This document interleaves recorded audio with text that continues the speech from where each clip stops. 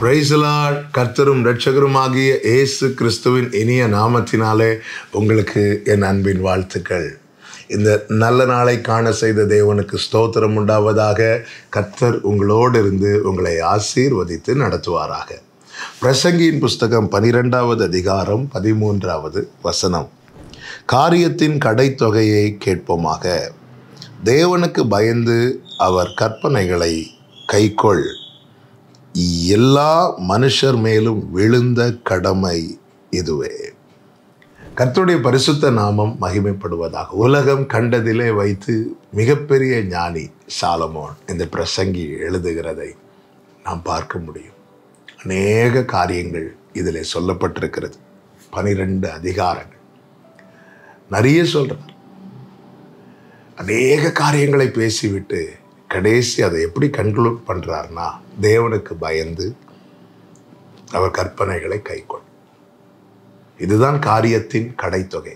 The whole ஸ்டோரியே இதுதான், மொத்த கதையே இதுதான். சாலமோன் எல்லாத்தையும் சொல்லி எப்படி முடிக்கிறார்னா, நான் எல்லாம் எதுக்கு சொல்கிறேன்னா இதுக்கு தான் சொல்கிறேன். எல்லாமே மாயை மாயை மாயை மாயை மாயை. எனவே நீ ஒன்றை புரிந்து கொள், ஒன்றை செய், தேவனுக்கு பயந்து அவருடைய கற்பனைகளை கைக்கொள். இது ஒரு குறிப்பிட்ட கூட்டத்தாருக்கு மட்டும் உரியதல்ல, எல்லா மனுஷர் மேலும் விழுந்த கடமை. அப்படி என்றால் ஒரு காரியம் தெளிவாய் தெரிகிறது, இந்த வேதம் எல்லாருக்கும் என்று கொடுக்கப்பட்டது. யூதருக்கென்றோ ஆசாரியர்களுக்கென்றோ அல்லது ஒரு குறிப்பிட்ட கூட்டத்தாருக்கென்றோ கொடுக்கப்படவில்லை, எல்லாருக்கும் என்று. ஏன் தெரியுமா? தேவன் ஒருவரே, ஒருவரே தேவன். எல்லா மனுக்குலத்துக்கும் தேவன் ஒருவரே.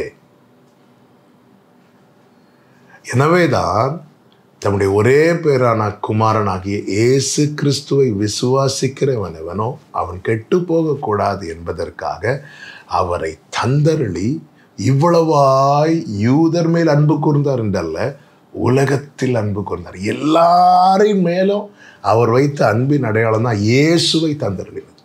இயேசுவை யார் ஏற்றுக்கொண்டு, இயேசுவை யார் விசுவாசித்து, இயேசுவின் வழிகளிலே யார் நடக்கிறார்களோ அவங்க யாராக இருந்தாலும் அவர்களை ரட்சித்து பிள்ளைகளாக்கி அவர்களை நித்தியத்திலே கொண்டு போய் சேர்க்க பிதா சித்தமாயிருக்கிறார்.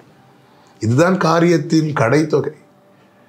இந்த மொத்த ஸ்டோரியும் சாலமோன் எப்படி சொல்லி முடிக்கிறார்னா, மகனே மகளே, தேவனுக்கு பயந்து நட.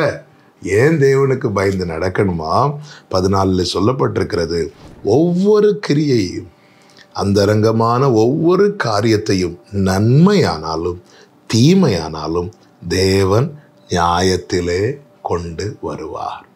அதற்கு முந்தின அதிகாரத்திலே சாலமோன் எப்படி சொல்லுகிறார் என்றால் 9:10, வாலிபனே உன் இளமையிலே சந்தோஷப்படு, உன் வாலிப நாட்களிலே உன் இருதயம் உன்னை பூரிப்பாக்கட்டும், உன் நெஞ்சின் வழிகளிலும் உன் கண்ணின் காட்சிகளிலும் நட. ஆனாலும் இவை எல்லாவற்றின் நிமித்தம் தேவன் உன்னை நியாயத்திலே கொண்டு வந்து நிறுத்துவார் என்று அறி. நீ உன் இருதயத்திலிருந்து சஞ்சலத்தையும் உன் மாம்சத்திலிருந்து தீங்கையும் நீக்கி போடு. இளவயதும் வாலிபமும் மாயையே. உன் நெஞ்சின் வழி, கண்ணின் காட்சி. இன்னைக்கு எல்லாரும் அப்படித்தானே நடக்கிறாங்க. அதே நேரத்தில் ஒன்றை நினைக்கணும். என்ன நினைக்கணும் தெரியுமா? எல்லாவற்றையும் தேவன் நியாயத்திலே கொண்டு வருவார். அதனால என்ன செய்யணுமா? இருதயத்திலிருந்து சஞ்சலத்தையும் கண்களிலிருந்து தீங்கையும் நீக்கி போடும். என் கண்ணின் காட்சியிலே நான் நடக்கிறேன் என்று வைத்துக் கொள்ளுங்கள். நான் தீமையை நோக்கி நடக்கிறேன் என்றால் என் கண்ணில் இருந்து எதை எடுக்கணும் தெரியுமா? தீமை எடுக்கணும். அந்த தீமையானதை நான் பார்க்கக்கூடாது. என் கண்களை அதற்கு விளக்கணும். என் இருதயத்திலிருந்து சஞ்சலத்தை, இப்படிப்பட்ட பாவத்தை செய்ய தூண்டும்படியான காரியத்தை நான் வைத்திருக்கக்கூடாது. ஏன் வைத்திருக்கக்கூடாது? தேவன் எல்லாத்தையும் நியாயத்தில் கொண்டு வருவார்.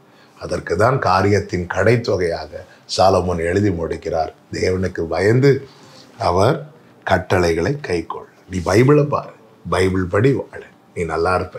நியாயத்தில் கர்த்தர் கொண்டு வரும்போது உனக்கு அதற்கான விலையேறு பெற்ற பலன் கிடைக்கும். கர்த்தர் உங்களை ஆசீர்வதிப்பாராக. ஜெபிக்கலாமா? நல்ல தகப்பனே, இந்த நாளில் எங்களோடு பேசினீரப்பா. உமக்கு பயந்து உம்முடைய கற்பனைகளை கை கொண்டு அதன்படி நடக்க எங்களுக்கு கிருபை தாரும். இது எங்கள் மேல் விழுந்த கடமை என்கிற உணர்வையும் அறிவையும் தந்து நடத்தும். இயேசுவின் நாமத்தில் பிதாவே, ஆமென்.